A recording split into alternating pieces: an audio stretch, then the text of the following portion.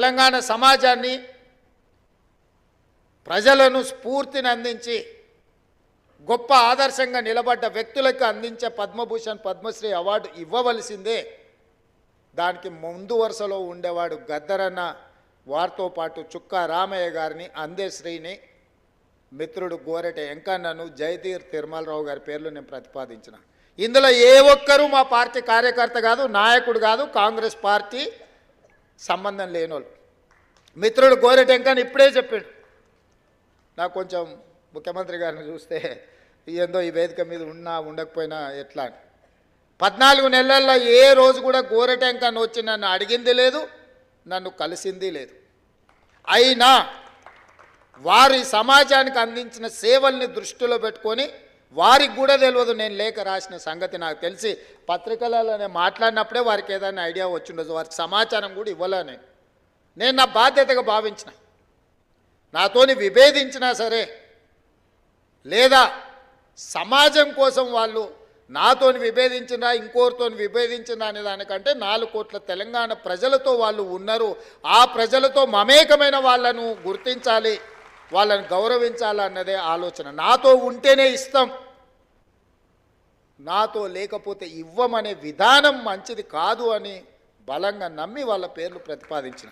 నేను ఈరోజు ఇక్కడికి వచ్చిన గద్దరన్న అభిమానులను వేదిక మీద ఉన్న పెద్దలు నేను అడుగుతున్నా, నేను ప్రతిపాదించిన గద్దరన్న కావచ్చు, చుక్కా రామయ్య గారు కావచ్చు, లేకపోతే అందశ్రీ గారు కావచ్చు, జయ జయ హే తెలంగాణ అందించిన అందశ్రీ గారు కావచ్చు, గోరెట వెంకన్న కావచ్చు, జయధీర్ తిరుమలరావు గారు కావచ్చు, ఎవరు ఎందులో తక్కువ అని నేను అడుగుతున్నా.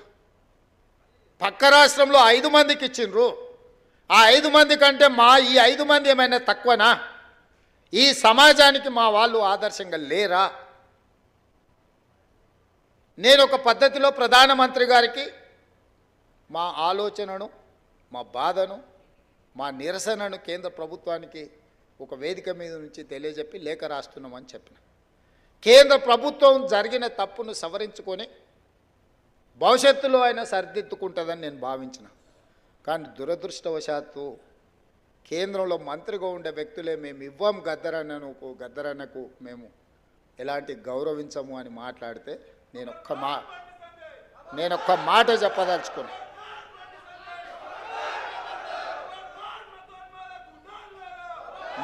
మాట చెప్పదలుచుకున్నా.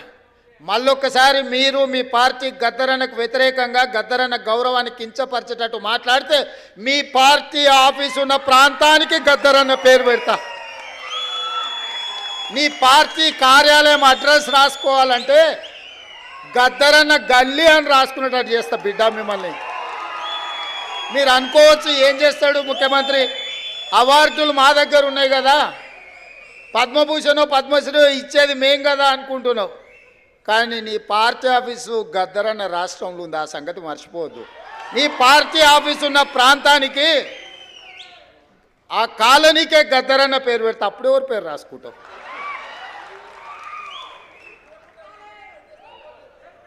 ప్రతిదానికి మా దగ్గర మందుంది స్వామి. ఇంతకుముందు ఆయన కూడా గిట్లనే నీలిగిండు, గద్దరన్నని గేటు బయట కూసబెట్టిండు. ఏమైంది? గేటు బయట కూసబెట్టిన అని లోపల ఉన్నాయన, గద్దె మీద కూర్చున్నాయన గొప్ప అనుకున్నాడు. కానీ చూస్తుంటేనే ఆయన గద్దె కూలింది, గేట్లు బద్దలైనాయి. గద్దరన్న వారసులు లోపలుండ్రు.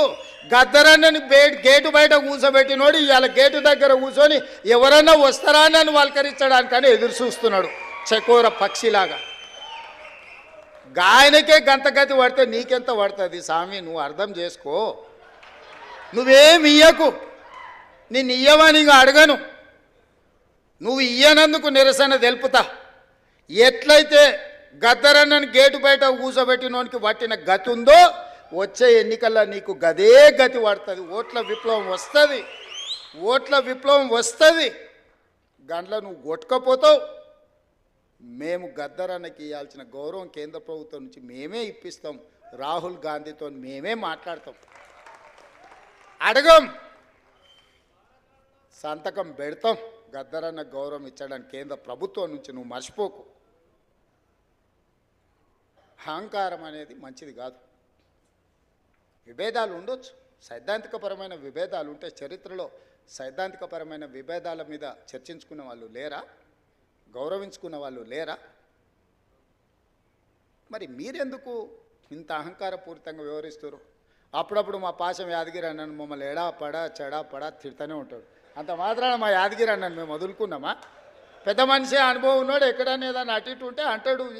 ఆయన చెప్పిన దాంట్లో ఏమన్నా సూక్ష్మం ఉంటే అర్థం చేసుకుని సర్దిద్దుకోవాలని సర్దిద్దుకునే ప్రయత్నం చేస్తున్నాను తప్ప యాదగిరి అన్నది ఇచ్చిండని చెప్పి మన తెలంగాణ పోరాటం గురించి 9 మంది గొప్ప వ్యక్తుల్ని రాష్ట్ర ప్రభుత్వం గుర్తించి గౌరవించుకుంటాం అన్నప్పుడు పాశం యాదగిరి అన్న పేరు ఆయన అడిగిండా?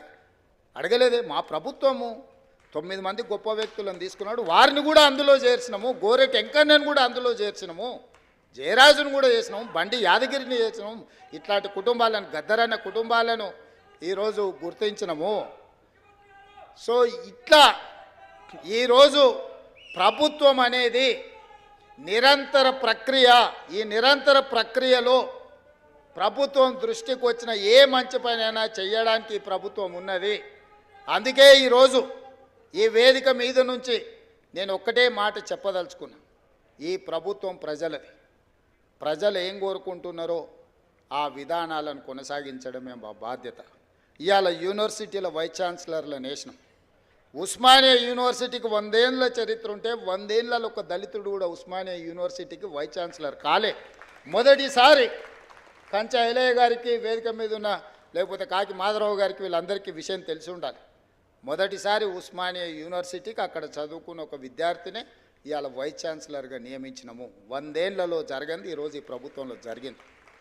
అంబేద్కర్ యూనివర్సిటీలో రిజిస్ట్రార్గా పనిచేసిన వ్యక్తే ఈరోజు అంబేద్కర్ యూనివర్సిటీకి వైస్ ఛాన్సలర్ అయింది.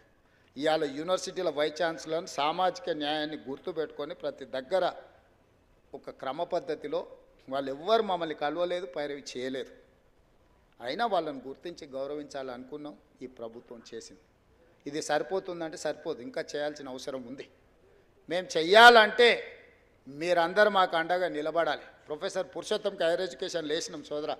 ప్రొఫెసర్ పురుషోత్తంని అందరినీ హైయర్ ఎడ్యుకేషన్లో వారిని పొలిటికల్ జేఏసీకి వారు చేసిన సేవల్ని గుర్తించి ప్రొఫెసర్ పురుషోత్తం గారిని వేసినాం. ఆయన కూడా నన్నేం అడగలే. ఎవరెవరికైతే బాధ్యత ఇచ్చినో ఏ ఒక్కరు కూడా ఈ ప్రభుత్వానికి వచ్చి విజ్ఞప్తి చెయ్యలేదు. ప్రభుత్వమే బాధ్యతగా భావించి వీలైనంత మేరకు మంచి చేయాలన్న ఆలోచనతో నా సహచర మంత్రివర్గుల సహకారంతో నేను ఏది ప్రతిపాదన చేసినా నా మంత్రివర్గ సహచరులు ఎవ్వరు రెండవ మాట మాట్లాడకుండా నేను మొదలు పెట్టంగానే మా ఉప ముఖ్యమంత్రి గారు దాన్ని ముందు కొనసాగించి ముఖ్యమంత్రి గారు చేస్తున్న ప్రతిపాదన సమంజసమైంది అని చెప్పి దానికి ఆమోదం చెందే విధంగా ఈరోజు ప్రభుత్వం నిర్ణయాలు తీసుకుంది. అందుకే మిత్రులారా, వ్యక్తులు అగౌరవపరిస్తేనో, వ్యక్తులు గద్దరన్నను గుర్తించనని మాట్లాడితేనో గద్దరన్న గౌరవం తగ్గదు, వన్నె తగ్గదు. కోహినూరు డైమండును ఎక్కడున్నా దాని విలువ దాందే.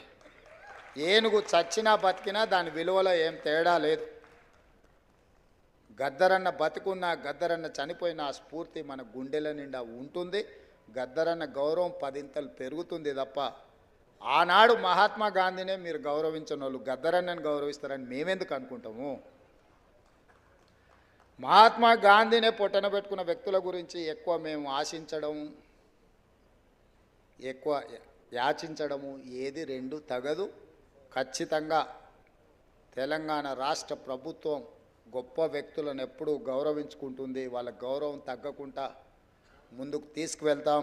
ఈ వేదిక మీద నుంచి వెన్నెలమ్మను ఏదో సాంస్కృతిక సారథి చైర్పర్సన్గా నియమించడం అనేది అది వాళ్ళ హక్కు, ఎవరేమి ఇచ్చింది కాదు. వారి గద్దర్ కూతురుగా వారికి ఆ కళాకారుల యొక్క బాధ ఆ కుటుంబానికి తెలిసి అందరికంటే గొప్పగా. అందుకే నేను బాధ్యతగా భావించి వెన్నెలమ్మకు కూడా జీవో ఇచ్చే వరకు నాకు తెలిసి తెలియదు. ఆ కుటుంబానికి కూడా జీవో చూసుకున్నాకనే ఆవిడకు కూడా చాలామంది నాయకులు అడిగినారు. నాయకులకు ఇయ్యలే నేను చెప్పిన ఇది నాయకులను నియమించే కుర్చీ కాదు. ఈ సానుభూతితో వాళ్ళ పట్ల కుటుంబ సభ్యులుగా